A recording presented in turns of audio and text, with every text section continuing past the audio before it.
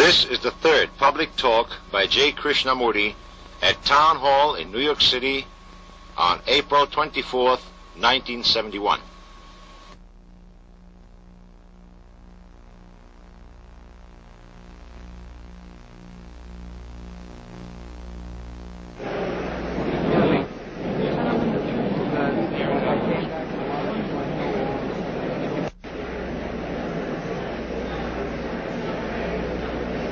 This is the third of four public talks by J. Krishnamurti. The final one will be tomorrow at 5:30. Books and recordings of Krishnamurti are available in the lobby, and those interested in further information about Krishnamurti and the Krishnamurti Foundation may leave their names at the mailing list table in the lobby after the talk. Those who wish to ask questions after the talk, please raise your hands. Thank you. I'll repeat, the books and recordings of Krishnamurti, can you hear me now, are available in the lobby. And those interested in further information about Krishnamurti and the Krishnamurti Foundation may leave their names at the mailing list table in the lobby after the talk. And if you wish to ask a question after the talk, please raise your hand. Thank you.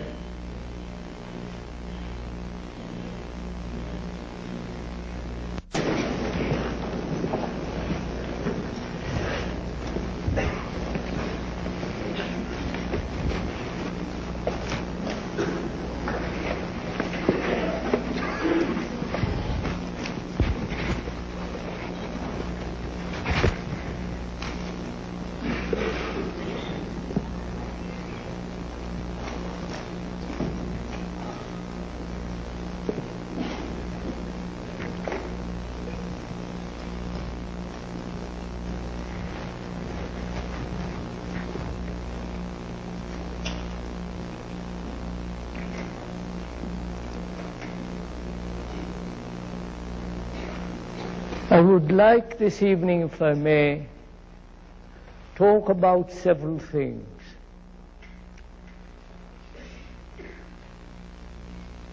About relationship,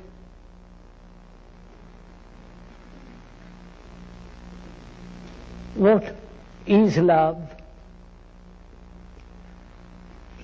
and the whole human existence in which it is involved, our daily living, the enormous problems one has, the conflicts, the pleasures and fears, and that most extraordinary thing one calls death.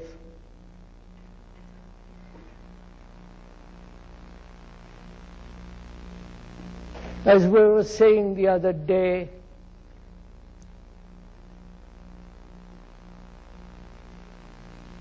I think one has to understand this not as a theory, not as a speculative, entertaining concept, but rather as an actual fact that one is the world and world is us. We are the world. And the world is each one of us. And to feel that, to really be committed to it and to nothing else, is, and not only brings about a feeling of great responsibility and an action that must be not fragmentary but as a whole. I think we are apt to forget that our society, the culture in which we live, in which we have been brought up, which has conditioned us, is the result of human endeavor, human conflict, human misery, human suffering. And the two, the culture and the individual and the community, is each one of us. We are not separate from it. Now, to feel this, not as an intellectual idea or a concept, but to actually feel the reality of this, one has to go into the question of what is relationship. Because our life, our existence, is based on relationship. Life is a movement in relationship. And if we do not understand what is implied in relationship, we inevitably not only isolate ourselves, but create a society in which human beings are divided, not only nationally, religiously, but also in themselves, and therefore project what they are in the outer world.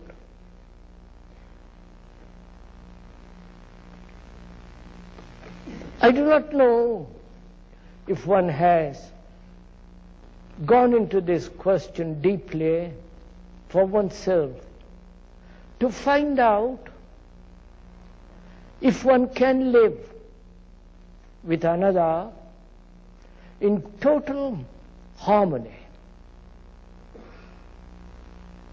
in complete accord,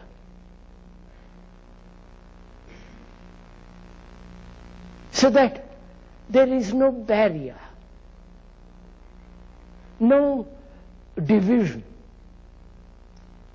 a feeling of complete unity. Because relationship means, doesn't it, to be related. Not in action, not in some project, not in an ideology or a concept, to be totally united in the sense that the division, the fragmentation between individuals, between two human beings, doesn't exist at all at any level. Unless one finds this a relationship,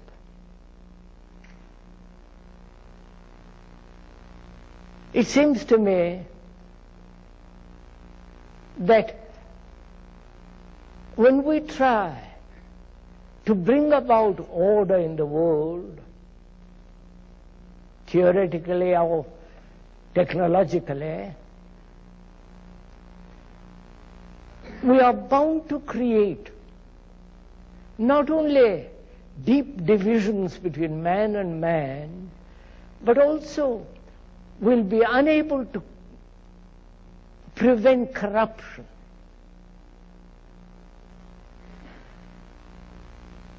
Corruption begins in the lack of relationship. I think that is the root of corruption.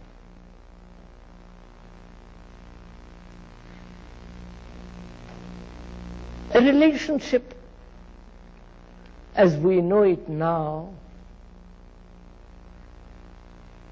is the continuation of division between individuals. And that word, individual, the root meaning of that word means indivisible. A human being who is in himself not divided, not fragmented, is really an individual. But most of us are not individuals.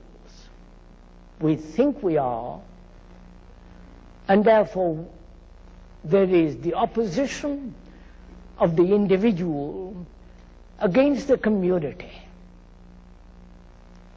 But when one understands not only the meaning of that word in the dictionary sense, but the deep sense of individuality in which there is no fragmentation at all, that is, perfect harmony between the mind, the heart, and the physical organism.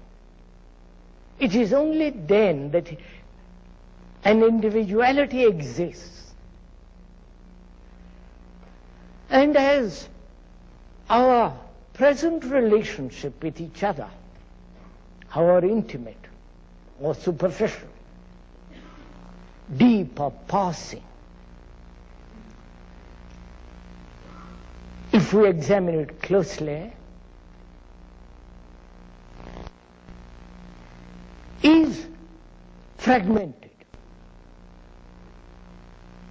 The wife or the husband or the boy or the girl lives in his own cocoon. He lives in his own ambition, personal and egotistic pursuits, envious. And all these contribute to the factor of bringing about an image in himself, and therefore his relationship with another is through that image. And therefore there is no actual relationship. I do not know if one is aware of this image one has, if you are actually aware the structure and the nature of this image that one has built around oneself and in oneself. And each person is doing this all the time. And how can there be a relationship with another if there is the personal drive, envy, competition, greed, and all the rest of those things which are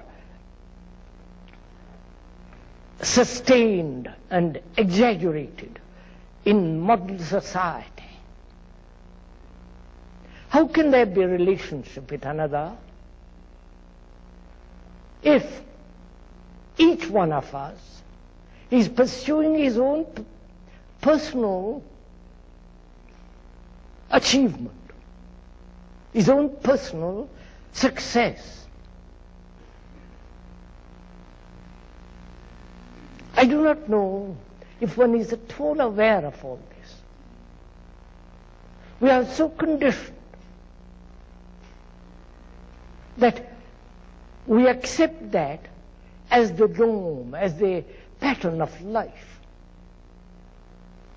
that each one must pursue his own peculiar idiosyncrasy, his own peculiar tendency, and try to establish a relationship with another in spite of this. That's what we are doing, aren't we?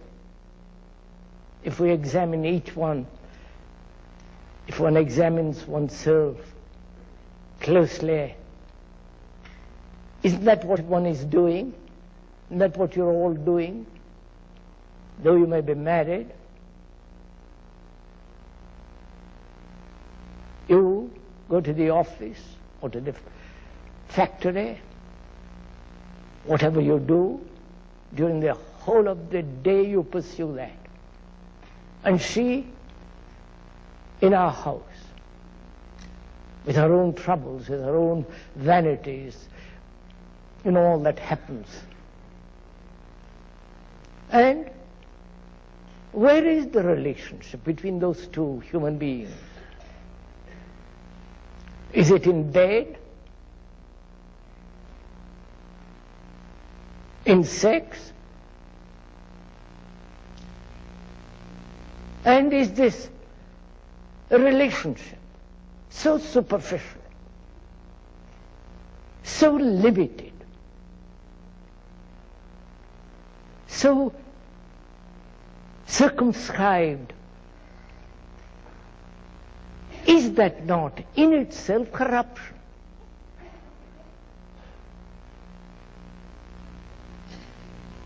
Probably, you will ask,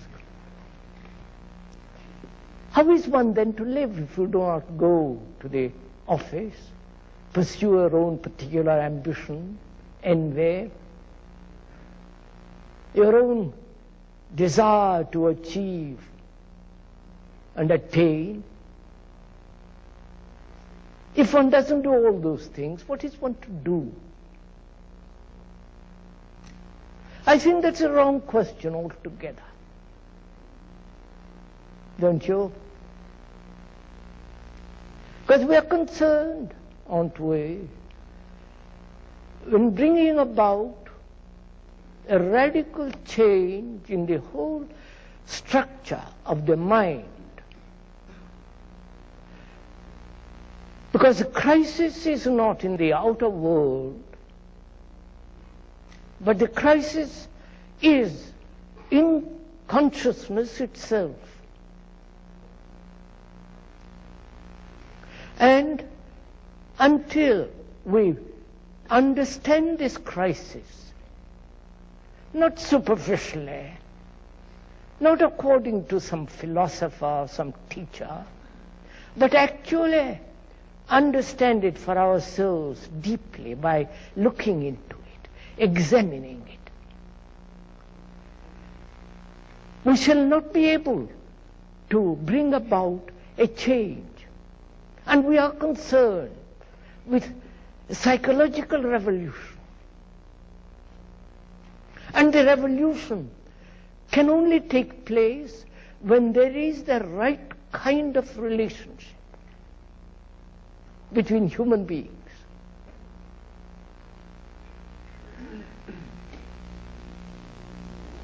And how is such a relationship to be brought about? First, the problem is clear, isn't it? If I'm married, I have a responsibility. Children and all the rest of it. I go to the office or to some work and spend my whole day there. Please share this problem with me, will you? It's your problem, not my problem.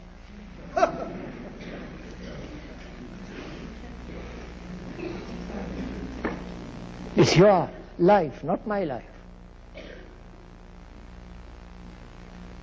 It's your sorrow, your trouble, your anxiety, your guilt, the great weight of sorrow.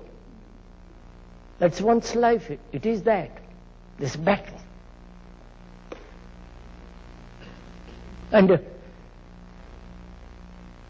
you don't merely, if you listen merely as a description, to a description, then you'll find that you're merely swimming on the surface and not resolving any problem at all. So as it is actually your problem, and the speaker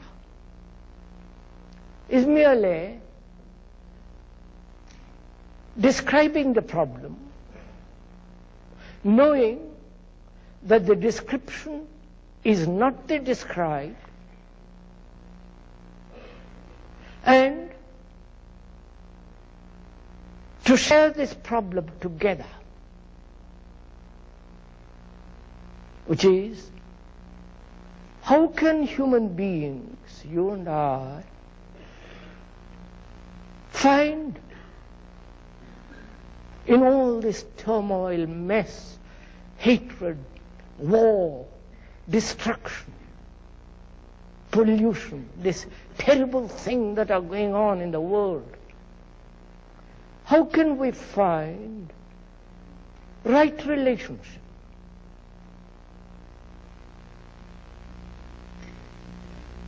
To find that out, it seems to me, one must examine actually what is taking place. See what actually is, not what we'd like to think it should be, or try to change our relationship to a future concept, but actually observe what it is now. And in observing what it is now, the fact, the truth, the actuality of it, then there is a possibility of changing that. As we said the other day again, when there is a possibility, then there is great energy.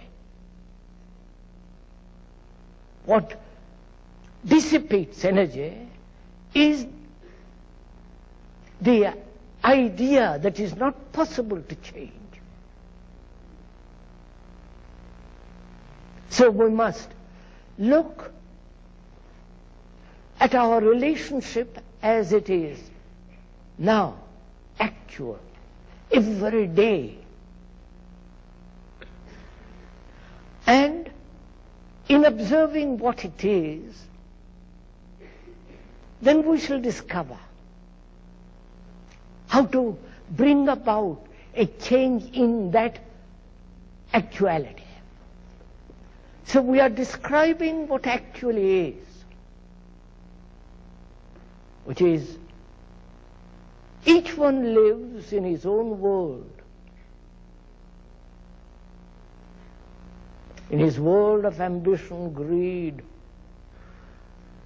fear, the desire to succeed and all the rest of it. You know what's going on. And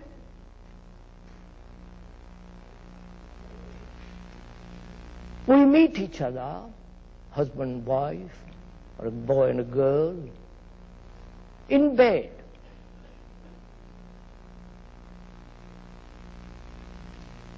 And that's what we call love.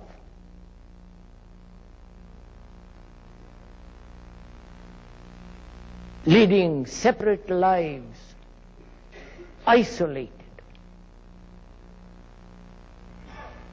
Build a wall of resistance around ourselves, self-centered activity. Each one is seeking security psychologically. Each one depending on the other for comfort, for pleasure, for companionship. Because each one is so deeply lonely.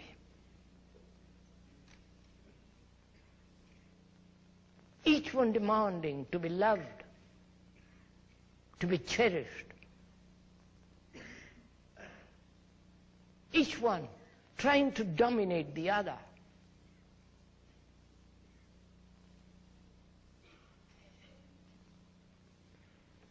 And seeing this, which is fairly observable, which you can see it for yourself if you observe yourself, what? Is there any kind of relationship at all?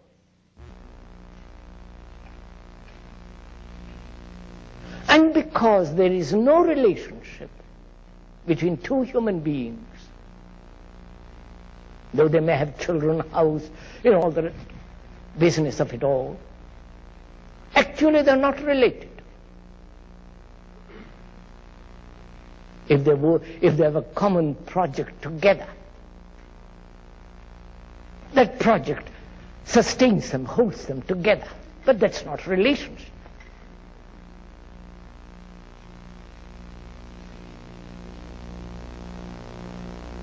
So, seeing all this,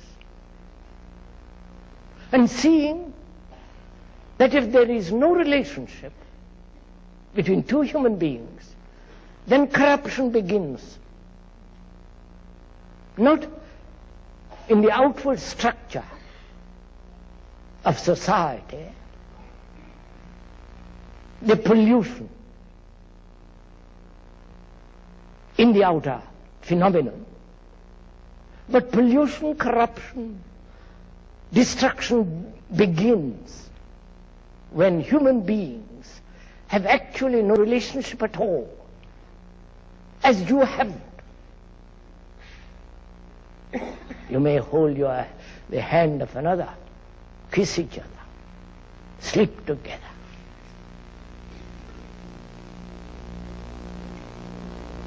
But actually, when you observe very closely, is there any relationship at all? Which means to be related. Not dependent on each other, not escape from your loneliness through another,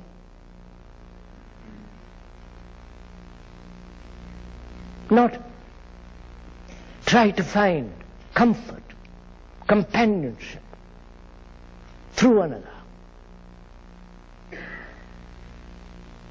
When you do seek comfort, dependence, and all the rest of it through another, can there be any kind of relationship? Or you're using each other.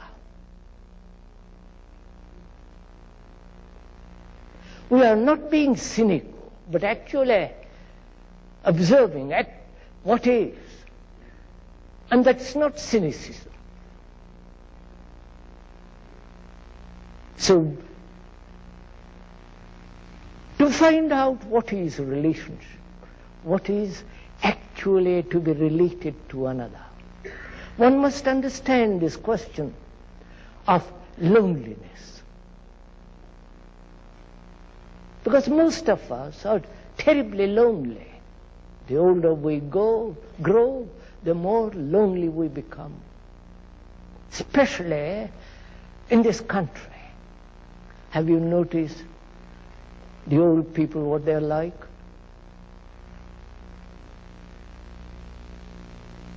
Have you noticed their escapes, their amusement? They've worked all their life and they want to escape into some kind of entertainment. And to see and to find out a way of living in which we don't use another, psychologically, emotionally, not depend on another, not use another as a means of escape from your own tortures, from your own despairs, from your own loneliness.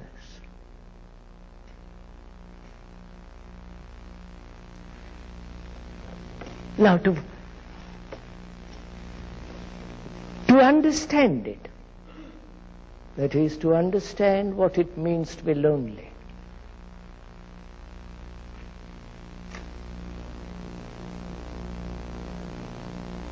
have you been ever lonely?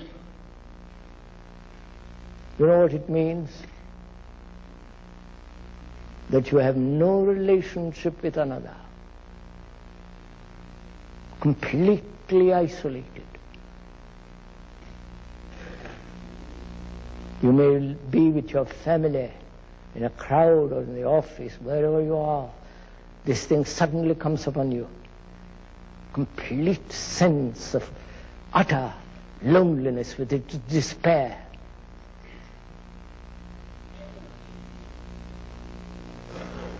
And till you solve that completely, your relationship becomes a means of escape, and therefore it leads to corruption, leads to misery. So, how to understand this loneliness, this sense of complete isolation?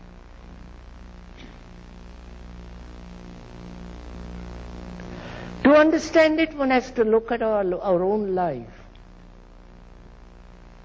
And isn't every action that you're doing a self-centered activity? You may occasionally be charitable, occasionally generous, do something without any motive. Those are rare occasions. But actually, the despair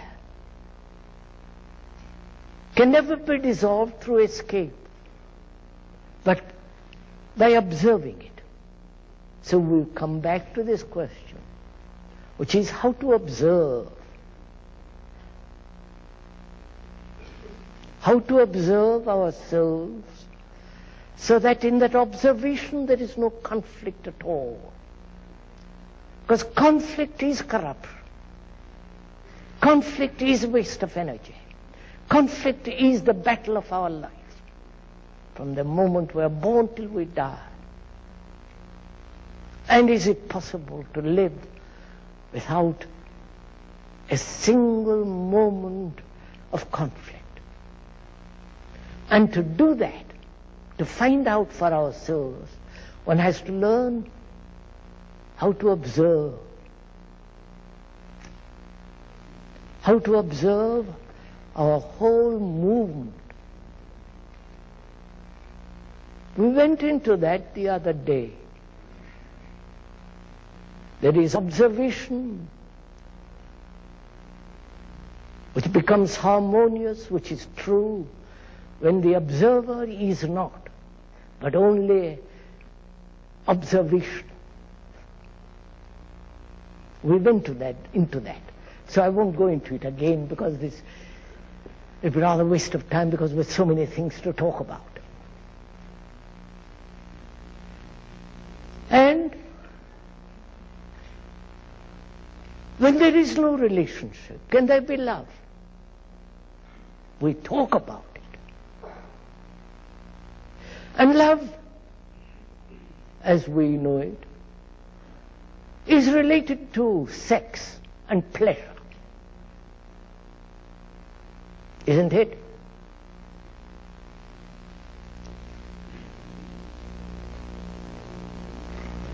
No?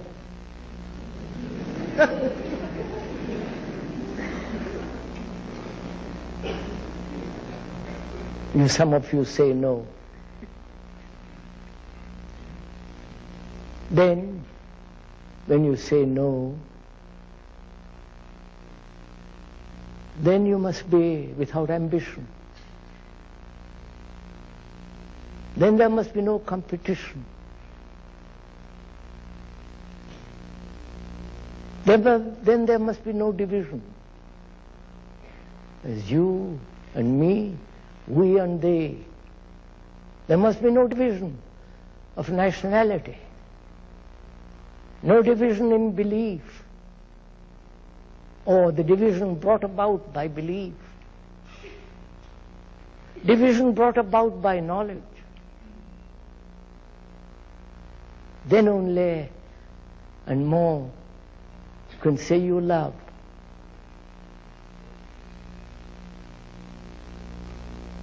But for most people, love is related to sex and pleasure. And all the travail that comes with it, jealousy, envy, antagonisms. You know what happens between man and woman. When that relationship is not true, real, deep, completely harmonious, then how can you have in the world peace? How can there be then an end to war? So, relationship is one of the most, or rather the most important thing in life.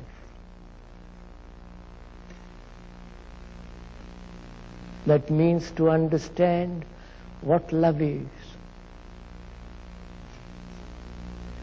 Surely, one comes upon it strangely, without asking for it. When you find out for yourself what it is not, what love is not, then you know what love is. Not theoretically, not intellectually, or verbally, but when you realize actually what it is not, which is a mind that is competitive, ambitious, mind that is striving, comparing, imitating. Such a mind cannot possibly love. So can you, living in this world, live completely without ambition? Completely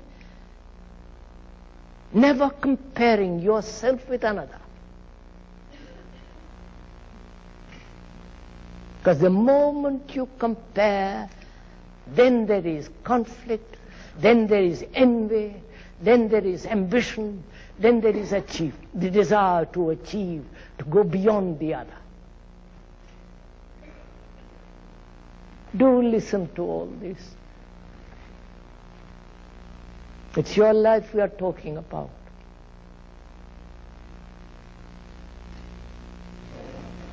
Can a mind and a heart that remembers the hurts, the insults, the things that have made it sensitive, dull. Can such a mind and a heart know what love is?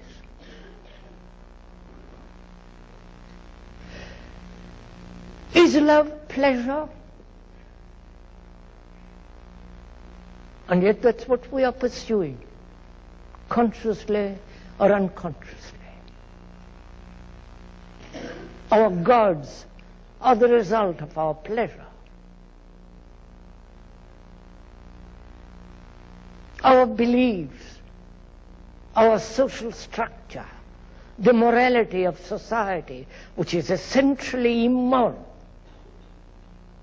is the result of our pursuit for pleasure.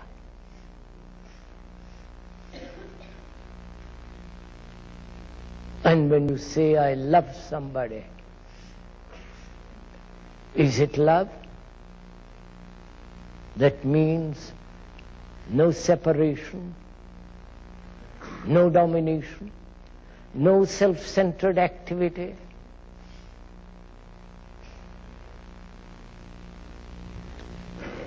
And to find out what it is, one must deny all this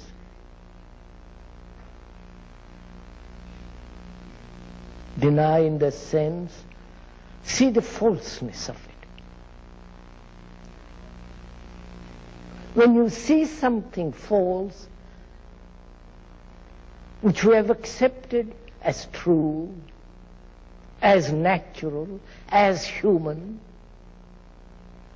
when you once see that, and one can never go back to it. You know, when you see a dangerous snake or a dangerous animal, never play with it anymore. Never come near it. Similarly, when you see that love is none of these things, actually see it, feel it, observe it, chew it.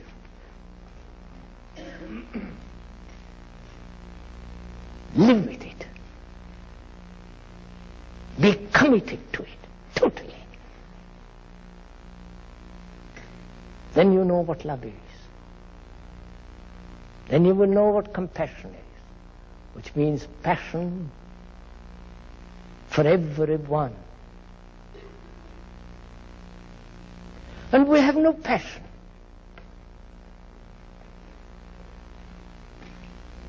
We have lust, we have pleasure. And the word passion comes from the root of sorrow.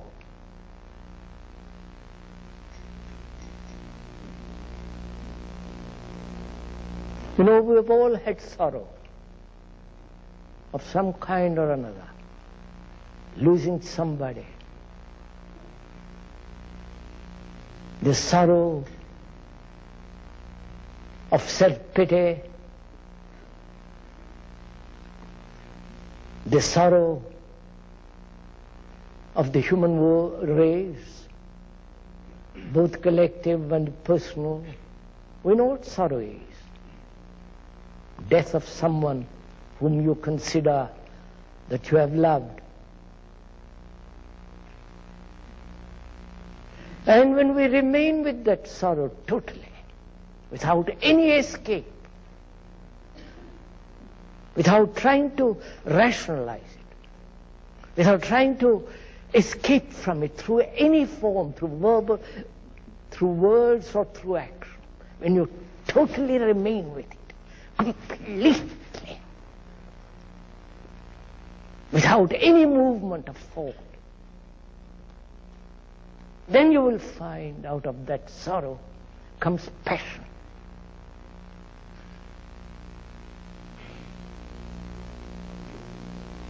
Then that passion has the quality of love.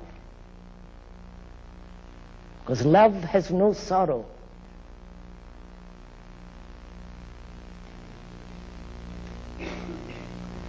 And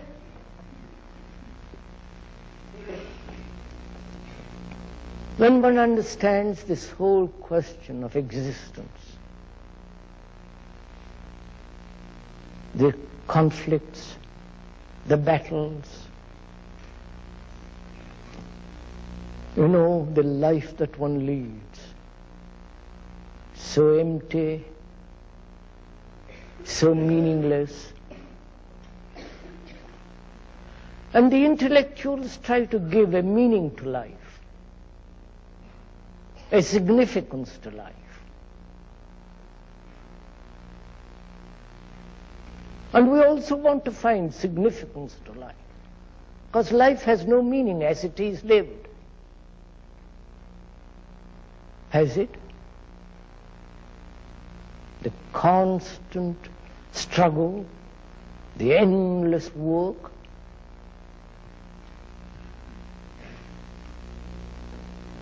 the misery, the suffering,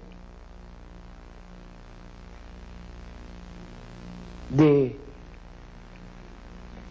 travail that one goes through life, all that has no meaning actually. We go through it as a habit. But to find out what the significance of this existence is, One must also understand the significance of death. Because living and dying are together. They are not two separate things. So one must inquire what it means to die, because that's part of our living.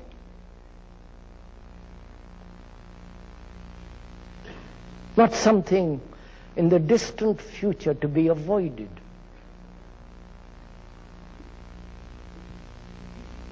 Only to be faced when one is desperately ill, old age, or an accident, or die on a battlefield.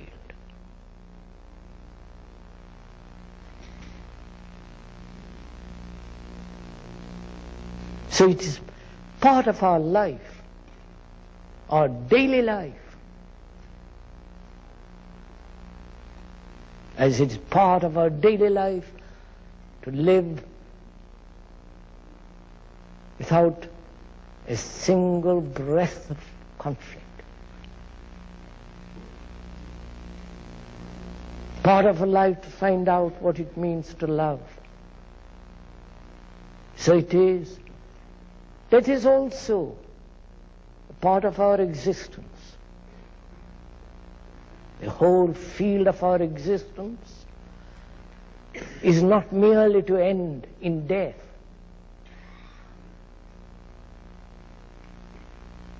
So one must understand it. Now, how do we understand what death is?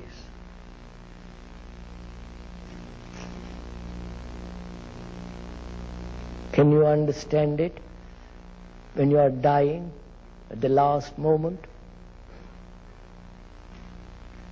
Unconscious, probably the way you have lived, the strains, the emotional struggles,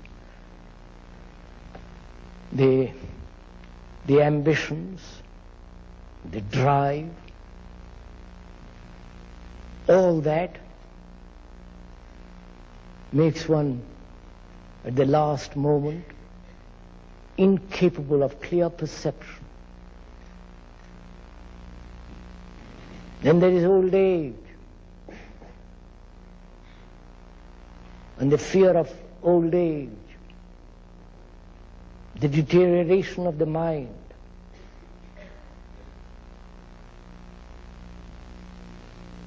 and all the rest of it.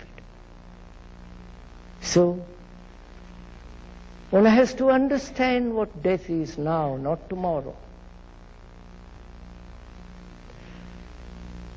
If you observe, thought doesn't want to think about it. It will think about all the things it will do tomorrow. The building the bridges, how to invent new things, better bathrooms, and all the rest of thought can think about. But it doesn't want to think about thought, about death, because it doesn't know what it means.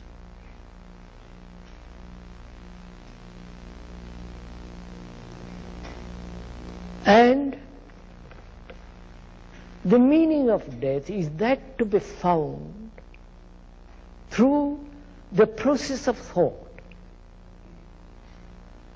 You are following all this? Are we sharing together all this?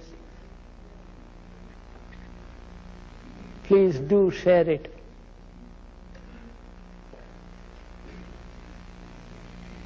When we share it, then we will begin to see the beauty of all this. If you sit there and let the speaker go on, merely listening to his words, then we don't share together. Sharing together implies a certain quality of care, attention, affection, love. And death is a tremendous problem. And the young people may say, why do you bother about it? But it's part of their life. It's part of their life to understand celibacy. Not just, why do you talk about celibacy? That's for the old fogies. That's for the stupid monks. But that also has been a problem for human beings. Not invented by the priests or by the recent Catholics. It has been a problem for 5,000 years. What it means to be celibate.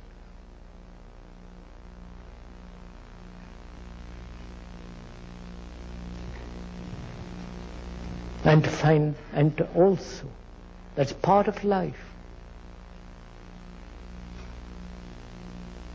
Can the mind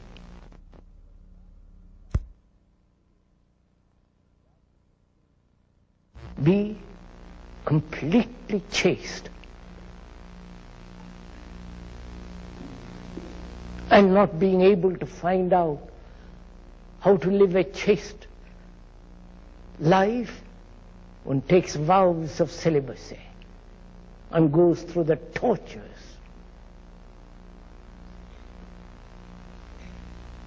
The biological tortures. That is not celibacy. Celibacy is something entirely different. It is to have a mind that is free from all image, from all knowledge, which means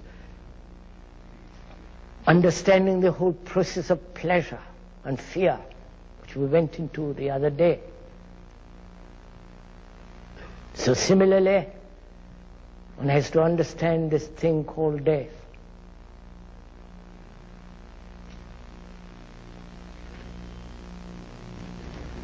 Now, how do you proceed to understand something of which you are terribly frightened?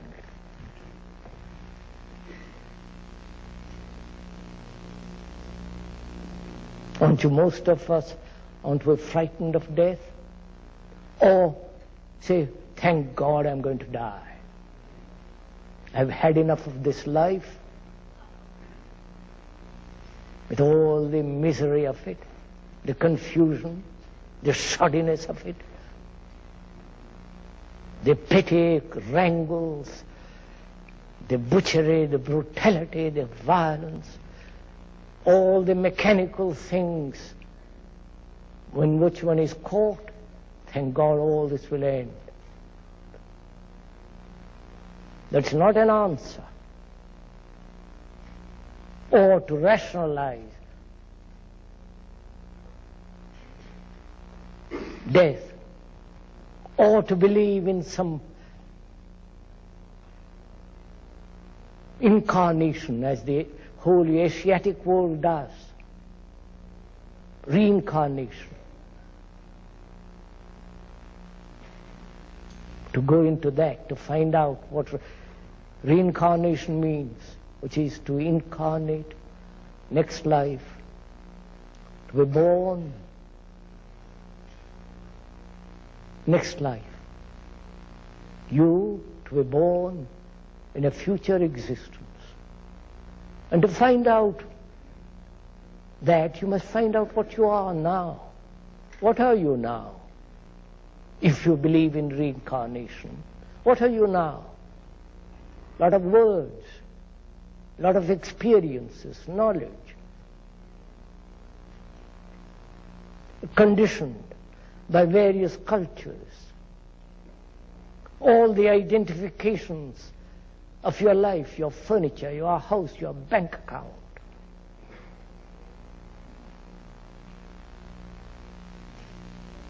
Your experience of pleasure and pain. That's what you are, aren't you? Remembrance of things the failures, the hopes, the despairs, all that you are now. And that is going to be born next life. Lovely idea, isn't it?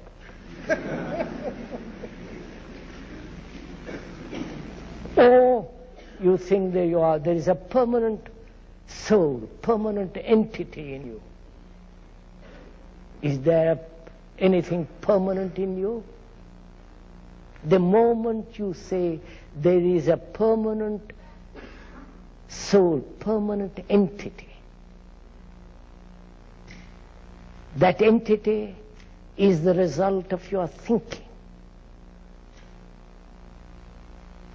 or the result of your hope, because there is so much insecurity, so much, everything is transient, in a flux, in a movement. So when you say there is something permanent, that permanency is the result of your thinking. And thought is of the past. Thought is never free. It can invent anything it likes. So, if you believe in the future birth, then you must know that the future is conditioned by the way you live now. What you do now, what you think, what your acts are, what your way of your ethics. So what you are now, what you do now, matters tremendously. But those people who believe in the future birth don't give a pin what happens now. Just a matter of belief. So, how do you find out what death means? Living with vitality, with energy, healthy. Not when you are insane or unbalanced or ill, or when you have, not at the last moment. Now, how do you find out? Knowing the organism will inevitably wear out. Like every machinery must wear out. But unfortunately, our machinery we use so disrespectfully. Don't we?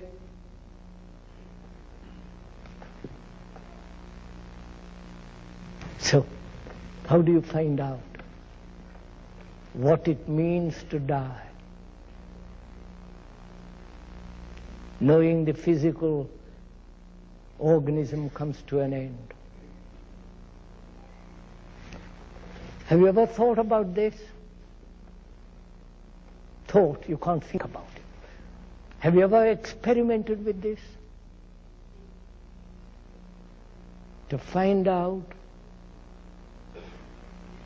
what it means to die psychologically, inwardly.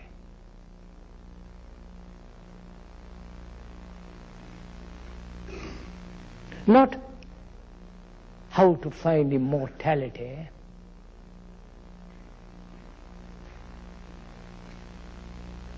because eternity, with that which is timeless, is now. Not in some distant future. And to inquire into that, one must understand the whole problem of time. Not only the chronological time by the watch, but the time the thought has invented. Is a gradual process of change. So how does one find this strange thing that we'll all have to meet one day or another, how do you find out?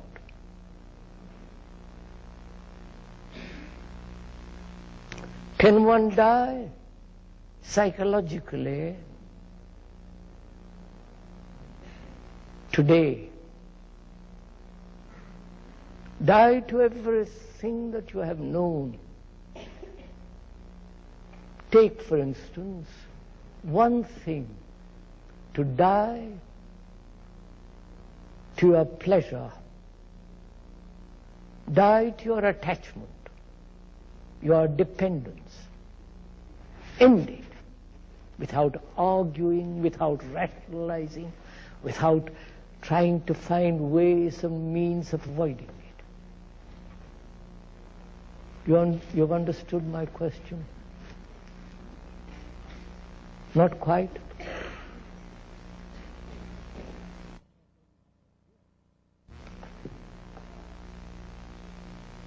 So, how do you find out what it means to die? Knowing the physical organism comes to an end. Have you ever thought about this? Thought, you can't think about it. Have you ever experimented with this? To find out what it means to die psychologically, inwardly.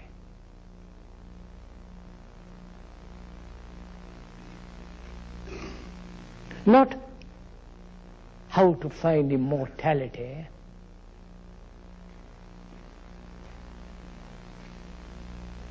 because eternity, with that which is timeless, is now.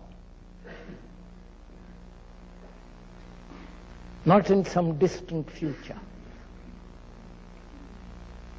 And to inquire into that, one must understand the whole problem of time. Not only the chronological time by the watch, but the time the thought has invented as a gradual process of change. So how does one find this strange thing that we'll all have to meet one day or another? How do you find out?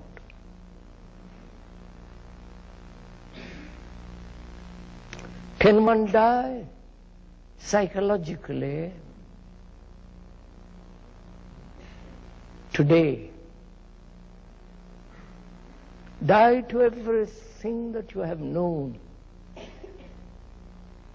Take, for instance, one thing, to die to your pleasure, die to your attachment, your dependence. End it without arguing, without rationalizing, without trying to find ways and means of avoiding it. You've understood my question? Not quite? So, you know what it means to die, not physically, but psychologically, inwardly, which means to end to that, to put an end to that which has continuity. You understand this?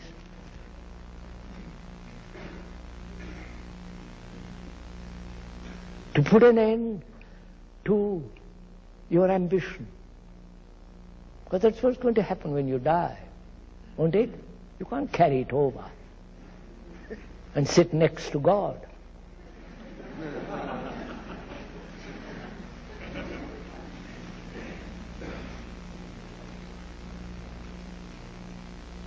You have to, when you die, actually You have to end so many things without any argument. Can't say to death, hold on a minute, let me finish my job.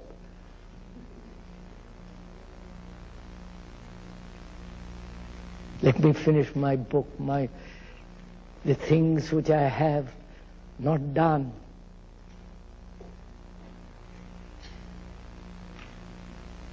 Let me heal the hurts which I have given to others.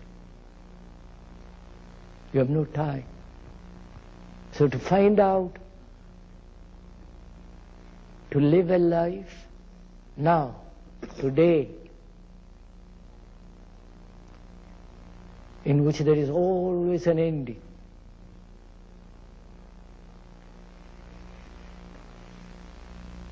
Ending to everything that you began. Not your office, of course, or but inwardly to end all the knowledge that you have gathered. Knowledge being your experience, your memories, your hurts, the pain, the comparative way of living, comparing ourselves always with somebody else. To end all that every day, so that your mind the next day is fresh and young, and such a mind can never be hurt. That is innocency. So one has to find out for oneself what it means to die.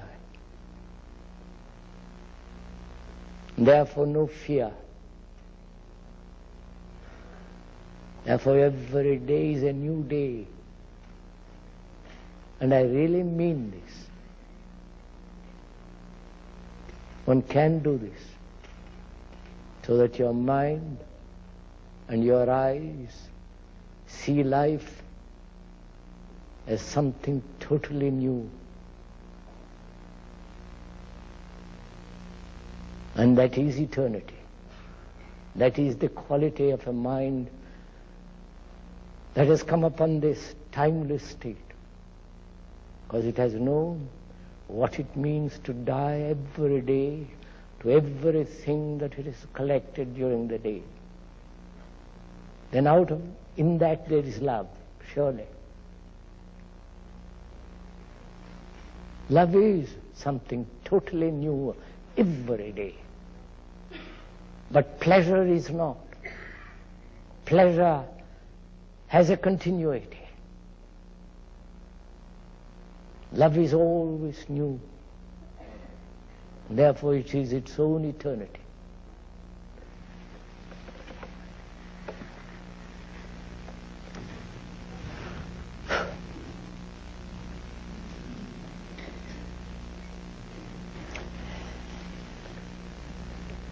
You want to ask any questions?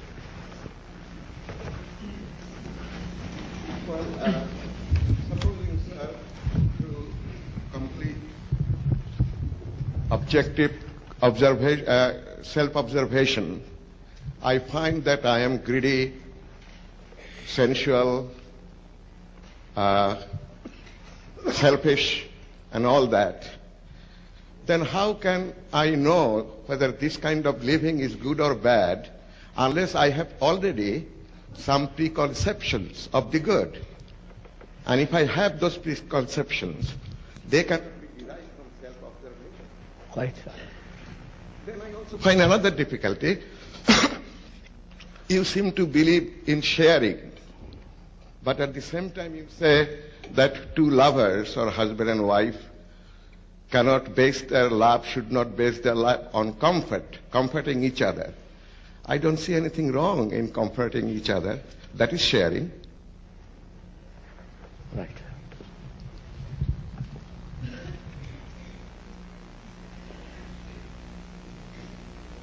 The gentleman asks,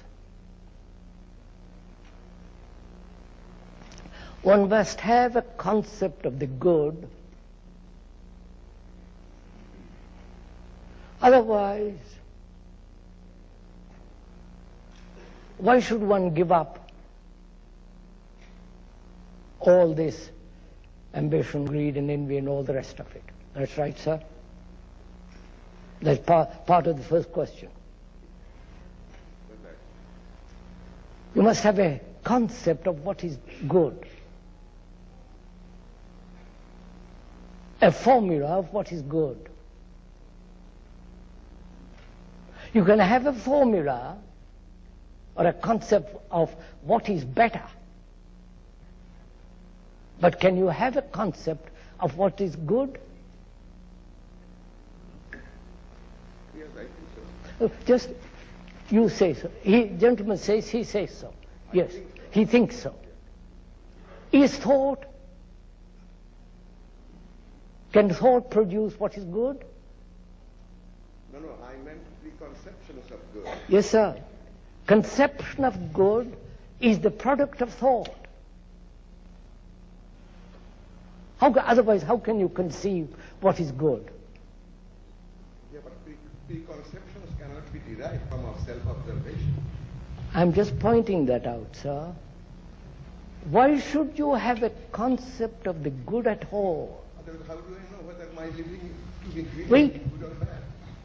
Then how do you know whether my living is good or bad? Just listen to the question.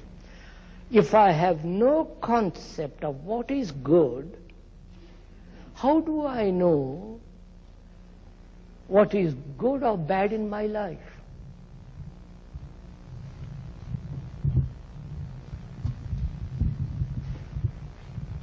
Don't we know what is conflict? Do I have to have a concept of non-conflict before I understand conflict, before I am aware of conflict? I know what conflict is. The struggle, the pain, conflict. Don't I know that without knowing a state when there is no conflict? And when I formulate what is good, I will formulate it according to my conditioning, according to my way of thinking, feeling, my peculiar idiosyncrasy, all the cultural conditioning. And is the good to be projected by thought, and will thought then tell me what is good and bad in my life? Or goodness has nothing whatsoever to do with thought or with formula?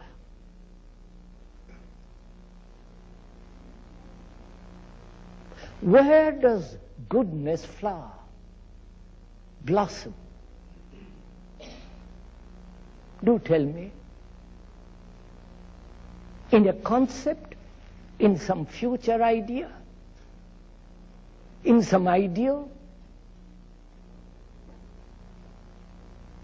That is, in the future. A concept means a future. Tomorrow it may be very far away or very close, but it's still in time. And when you have a concept projected by thought, and thought being the response of memory, response of accumulated knowledge, depending on the culture in which you have lived. And do you find that goodness in the future created by thought, or do you find it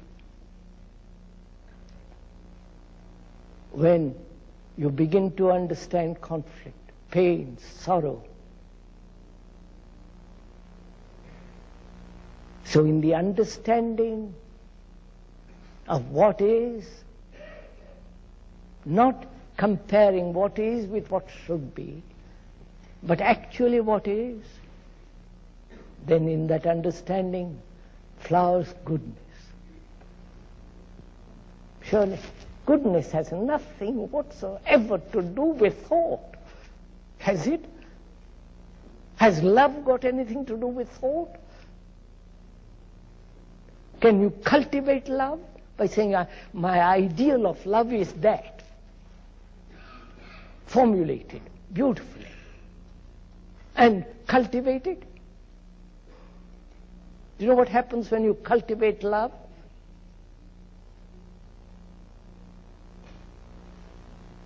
You're not loving. You will think you will have love in some future date. In the meantime, you're being violent. And all the rest. So, is goodness the product of thought? Is love the product of experience, of knowledge?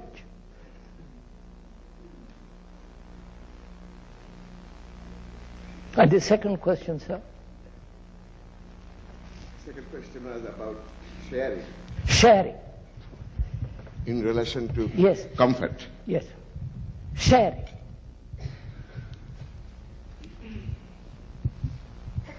Companionship. What do you share? Now, just a minute.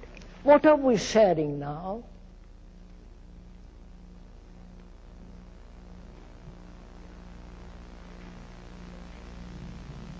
We talked about death. We talked about love. We talked about the necessity of total revolution, psychologically, complete change. Not live in the old pattern of formulas, of struggle, pain, imitation, conformity, and all the rest of the thing which man has lived for millennia, and produce this marvelous, messy world.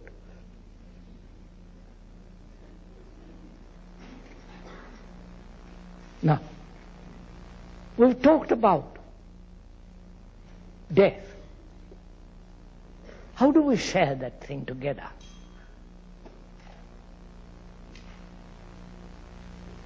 Share the understanding of it, not the verbal statements of it, not the description of it, not the explanation of it, which are all verbal, but share. What does that mean?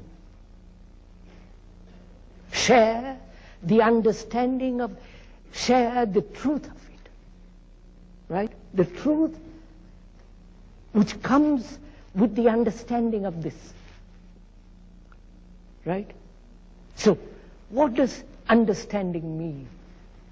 When do you understand?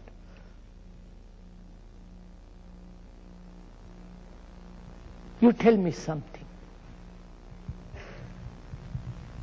which is serious, which is vital, which is of relevant, which is important.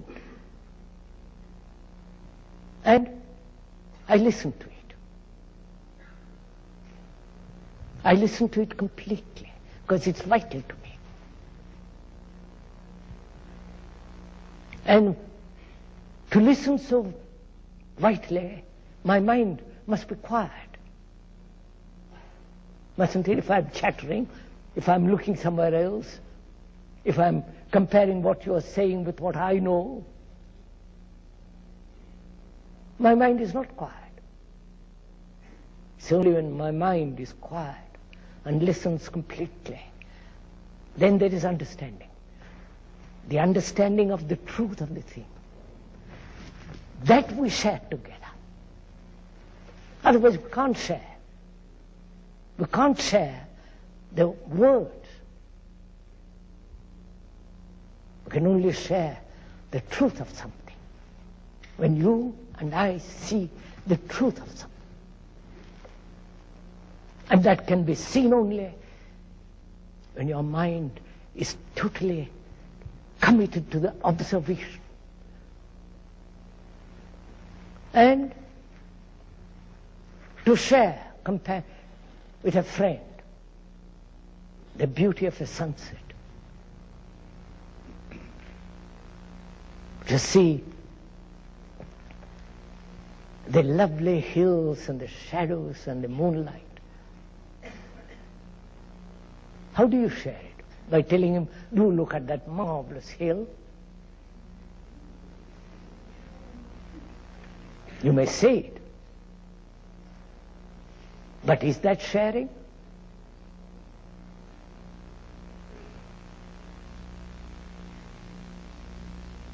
When do you actually share something? Which means to share something with another, you must have, both of them must have the same intensity, at the same time, at the same level. Otherwise you can't share, can you?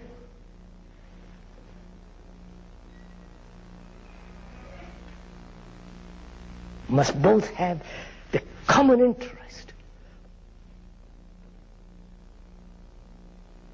the same, with the same intensity, with the same, at the same level, with the same passion. Otherwise, how can you share something? You can share a piece of bread. I'll give you half of bread, but that's not what we're talking about.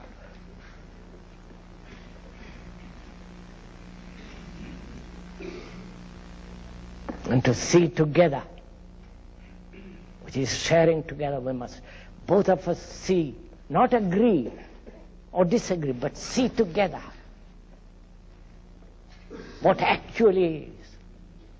Not interpret it according to my stupid conditioning or your conditioning, but see together what it is.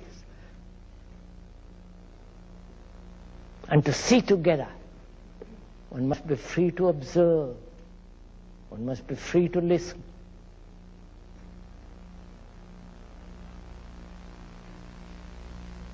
And that means no prejudice. I must cease to be a Hindu totally.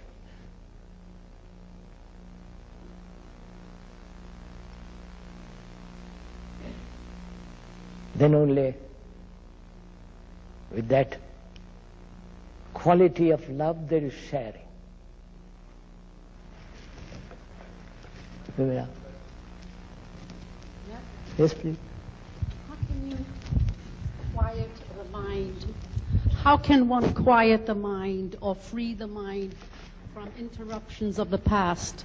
You've understood the question, so I won't repeat it.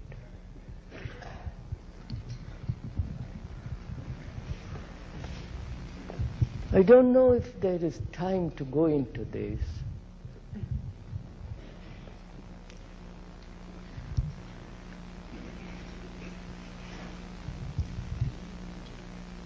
You cannot quieten the mind, full stop.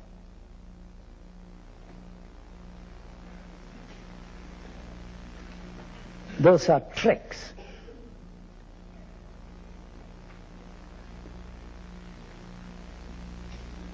You can take a pill and make the mind quiet. You cannot absolutely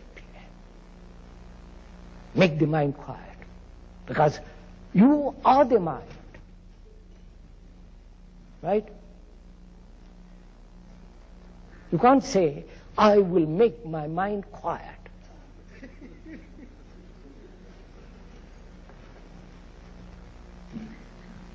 Therefore, one has to understand what meditation is.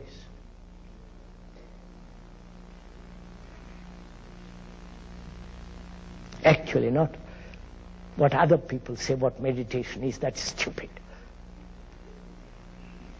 But find out whether the mind can ever be quiet. not how to make the mind quiet. Therefore, one has to go into this whole question of knowledge, and whether the mind, which includes the brain, whether the brain cells which are loaded with all the past memories, whether those brain cells can be absolutely quiet and come into function when necessary, and when not necessary, be completely and wholly quiet. Perhaps we can talk about that tomorrow when we discuss what meditation is. Shall we? Yes. Because it will take too long. Yes, sir, I have a question. Beg pardon?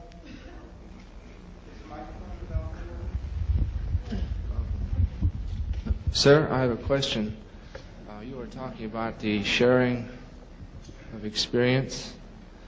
Well, I believe in the sharing of the experience of sex, and I'd like to know what you feel about living the life of in the state of marriage as opposed to living a life of promiscuity. I haven't understood your question, sir. I'm sorry. Would you speak a little clearer or make it shorter? Well, I believe in sharing the experience of sex. Like you share the experience of a sunset with someone. Well, you share the experience of sex also with someone. What? So, I'd like to know: do you believe in sharing a life in the state of a marriage? Have you understood? I don't quite understand. Sharing sex? But you are sharing sex, aren't you? I don't understand the question. Come on, madam. Yes. Celibacy. May I ask a question? What, sir? You can ask anything you like, sir. Yes. May I ask a question, sir? May I ask a question from the balcony, sir?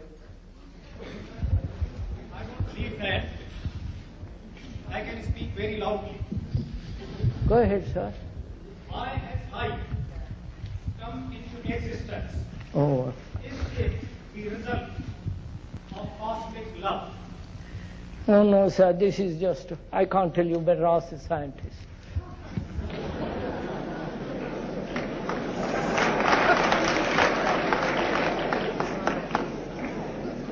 Sir, No, when... sir. Just listen, sir. Don't ask, please, if I may most respectfully suggest, don't ask theoretical questions. Sir, when you speak of relationships, you speak always of a man and a woman, or a girl and a boy. Oh, Would the same things you say about relationships also apply to a man and a man, or a woman and a woman? homosexuality. If you wish to give that name, sir, yes.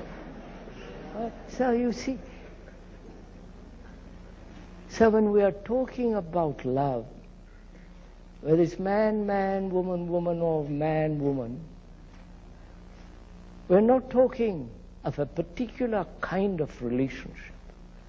We are talking about the whole movement of relationship. Not with one or two, or the whole sense of relationship. Don't you know what it means to be related to the world?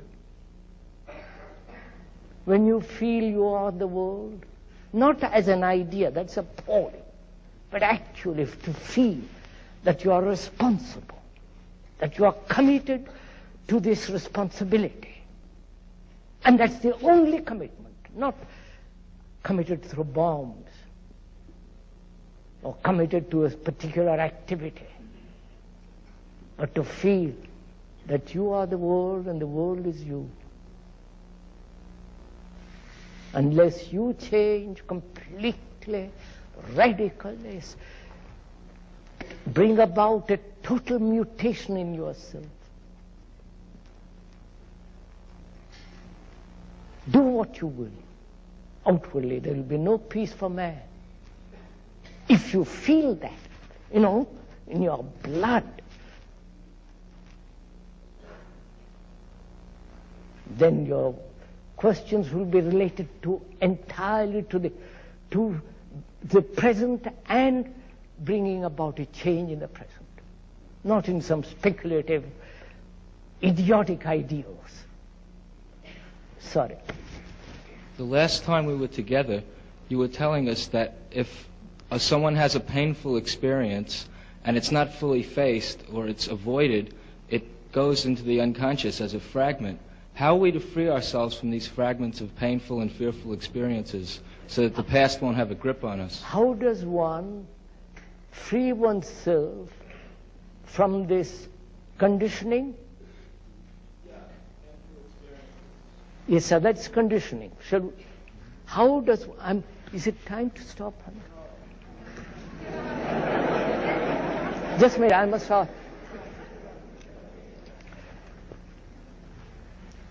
How does one free oneself from this conditioning?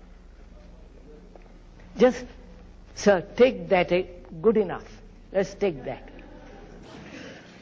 How do I free myself from my conditioning of a culture in which I was born, as a Hindu, as a Brahmin, all the rest of it, or a Catholic, Protestant, or a Baptist, and God knows what else. Now, how do I free myself from this vast propaganda?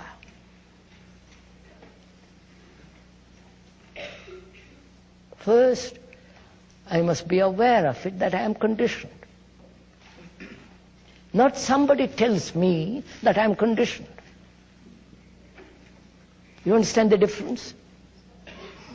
If somebody tells me I am hungry, that's something different from actually being hungry.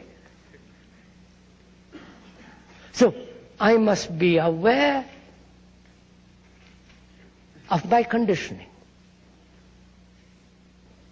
which means I must be aware of my conditioning not only superficially, but at the deeper levels. That is, I must be aware totally. First of all, to be so aware means that I'm not trying to go beyond the conditioning. You understand? I'm not trying to be free of the conditioning. I must see it as actually it is. Not bring in another element which is wanting to be free. You understand? Because that is an escape from actuality. You're following this? So, I must be aware. What does that mean? Aware totally, not partially, of my conditioning as a Jew, Hindu, Buddhist, all the rest of it, communist, and all that. That means my mind must be highly sensitive, mustn't it? Otherwise I can't be aware, can I? Sensitive. That means I must observe very, very closely everything around me. The color, the depth, the quality of people, things around me. And I must also be aware, without any choice, what actually is my conditioning. Can you do that? Not trying to interpret it, not trying to change it, not trying to go beyond it, or try to be free of it, just to be to be totally aware of it. which means, shall I go into it? Do you want me to go into it? You have time and the energy? Right. Don't clap, sir, don't. It's all right, I'll go on. You know, when you observe a tree, there is, between you and the tree, time and space, isn't there?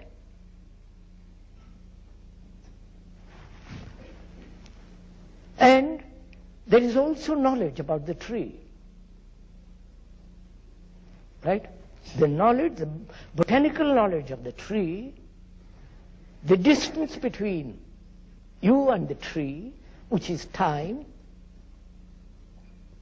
and the separation which comes through knowledge of the tree. Right?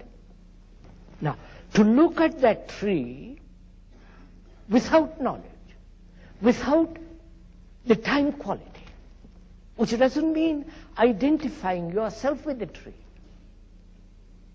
You're following this? Now, to do that is to observe a tree so attentively that the boundaries of time doesn't come into it at all. The boundaries of time comes in only when you have knowledge about the tree. You see that? Am I complicating it? Yes, right. Look, sir. Now, wait a minute. I'll bring it nearer. To look at your wife or your friend or your boy, girl, or your man and man, or whatever it is, please don't waste time laughing, it isn't worth it. To look without the image. The image is the past, isn't it? The past which has been put together by thought as nagging, bullying, dominating, insult, the images that one builds about another. The pleasure, the companion, and all that. Now, to look at another without the image, it is the image that separates. Right? It's the image that gives distance, the time. So, the image is the knowledge which you have accumulated as the past. Now, to look without that image, to look at that tree, or the flower, or the cloud, or the wife, or the husband, the boy, and so on, so on, so on, man and man, to look without the image. Now, if you can do that, then you can observe your conditioning totally. And you look at it with a mind that is not spotted by the past, and therefore the mind itself is free of the conditioning. You're following all this?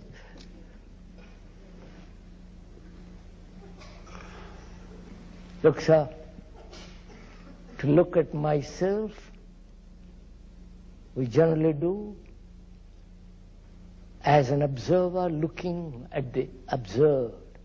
Myself as the observed, and the observer looking at it.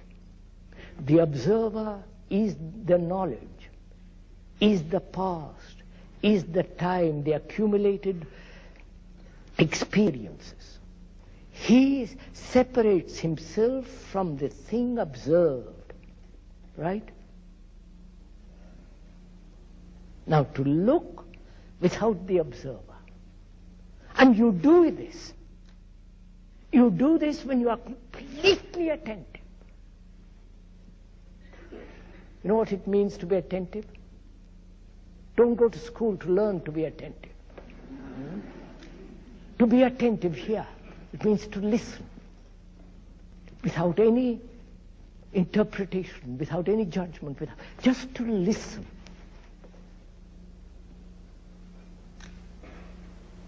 When you are so listening, there is no boundary. There is no you listening.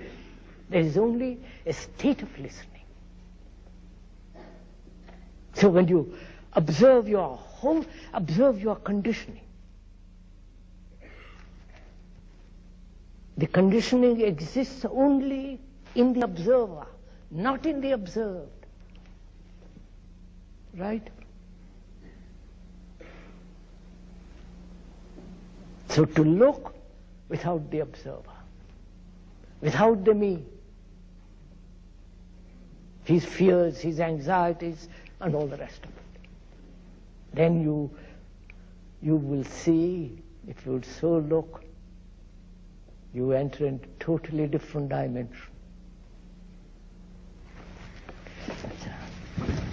Thank you.